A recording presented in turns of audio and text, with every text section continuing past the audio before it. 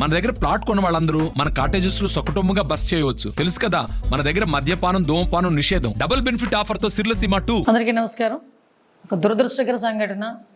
Golthi Gitanjali YSRCP social media కార్యకర్త అనుమానాస్పదంగా చనిపోయిందని ఒకసారి, హత్య కావింపబడిందని ఒకసారి, ఆత్మహత్య చేసుకుందని ఒకసారి, ఆ ఆత్మహత్యకి కారణం తెలుగుదేశం పార్టీ అని ఒకసారి, ఓవరాల్గా చెప్పాలంటే ఆ ఆడపిల్ల చావు మీద కూడా రాజకీయం చేసేయటానికి సిద్ధపడ్డ సైకో జగన్మోహన్ రెడ్డి నిజంగా ఎంతకైనా దిగజారుతాడు అని చెప్పడానికి ఇది ఒక ఉదాహరణగా చెప్పొచ్చు.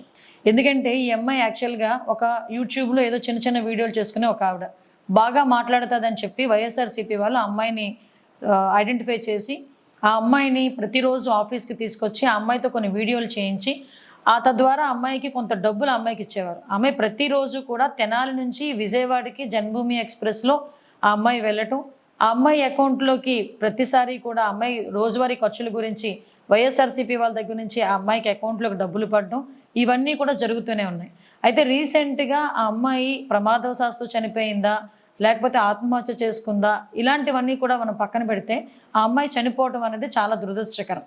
ఎందుకనంటే ఆ రోజు ఆ అమ్మాయి మాట్లాడేటప్పుడు కూడా వీళ్ళు ఏం మాట్లాడితే తెలుగుదేశం పార్టీ వాళ్ళ వల్లే చనిపోయింది, తెలుగుదేశం పార్టీ వాళ్ళు చేసిన ట్రోల్స్ వల్లే చనిపోయింది అని 4 రోజుల తర్వాత వాళ్ళ భర్త చేత ఒక కంప్లైంట్ ఇప్పించడం జరిగింది.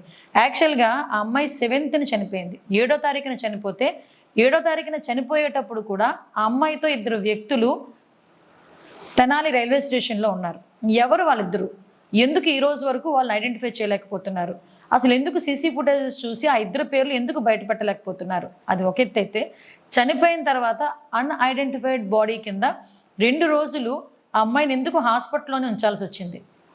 7వ తారీఖున చనిపోతే 11వ తారీఖున బయటకు వచ్చి వాళ్ళ భర్త చేత తెలుగుదేశం పార్టీ వాళ్ళు చేసిన ట్రోల్స్ వల్లే నా భార్య చనిపోయిందని చెప్పి ఒక కంప్లైంట్ ఇప్పించడమే కాకుండా నారా లోకేష్ గారు అకౌంట్ నుంచి ఏదో ట్వీట్ పెట్టినట్టుగా ఒక ఫేక్ ట్వీట్ కూడా క్రియేట్ చేసి ఆ చావును కూడా రాజకీయానికి వాడుకుందామని చెప్పి చాలా విశ్వ ప్రయత్నాలు చేసిన వైఎస్ఆర్సీపీ పార్టీని బంగాళాఖాతంలో కలపాలి అని అనుకోవడంలో తప్పు లేదనిపిస్తుంది. ఎందుకంటే ఒక ఆడపిల్లండి, మీ గురించి కష్టపడింది. ఆ అమ్మాయి అనుమానాస్పదంగా చనిపోయిందా లేకపోతే ఎలా చనిపోయిందన్న సంగతి పోలీస్ ఎంక్వైరీలో తెలియాలి.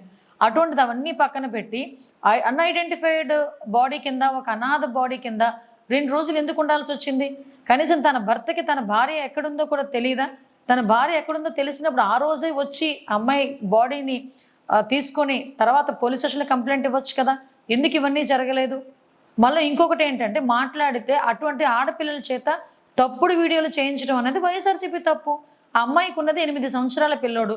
8 సంవత్సరాల పిల్లోడికి 5 సంవత్సరాల నుంచి అమ్మఒడి ఎలా వస్తుందండి? ఇలాంటివన్నీ కూడా ఎవరైనా మాట్లాడితే ట్రోల్ చేశారని చెప్పి విపరీతంగా మాట్లాడతారు. మేమేమంటున్నామంటే, ఆ అమ్మాయిని చావుని అనవసరంగా మీరు దాన్ని రాజకీయం చేయడానికి ప్రయత్నించి ఆ పిల్ల చావు విషయంలోని కూడా మీరు రాజకీయ లబ్ధి, ఆ గీతాంజలి చావు విషయంలో కూడా రాజకీయ లబ్ధి పొందడానికి మాత్రమే మీరు చేస్తున్న దీన్ని ఏమనాలంటే దౌర్భాగ్యం అనాలి ఈ రోజుల్లో. ఎందుకంటే జగన్మోహన్ రెడ్డికి సవాల్తో రాజకీయం చేయడం బాగా అలవాటు. ఎందుకంటే ఆ రోజు వివేకానంద రెడ్డి గారిని హత్య చేయించి ఆ హత్యను బేస్ చేసుకొని ఆ రోజు శవరాజకీయం చేశాడు. కోడికత్తి నెపంతో ఆ రోజు ఇలా కోడికత్తిలా చిన్నది ఏదో గీయించుకొని దాంతో రాజకీయం చేశారు. ఈరోజు ఏమీ దొరక్క ఒక ఆడపిల్ల చావును కూడా రాజకీయం చేయడానికి, ఆ బురదను తీసుకొచ్చి తెలుగుదేశం పార్టీ మీద రుద్దడానికి విపరీతమైన ప్రయత్నాలు చేస్తున్నారు. వైఎస్ఆర్సీపీలో ఆడవాళ్ళ మీద అఘాయిత్య అంటే అవమానకరంగా మాట్లాడడం, అదేవిధంగా నోటుకు వచ్చినట్టు మాట్లాడడం ఎవరు చేస్తున్నారో ప్రపంచం మొత్తానికి తెలుసు. వైసీపీ సోషల్ మీడియా అందులోని వెన్నతో పెట్టిన విద్య వాళ్ళకి. దయచేసి నేనేమంటానంటే, నువ్వు ఏ రకంగానూ చంద్రబాబు నాయుడు గారిని, పవన్ కళ్యాణ్ గారిని ఎదుర్కోలేకపోతున్నావు. అలాగని చెప్పి ఆడదాని చావును కూడా తీసుకొచ్చి నువ్వు చేయడం అన్నది నీకు ఎంతవరకు న్యాయం?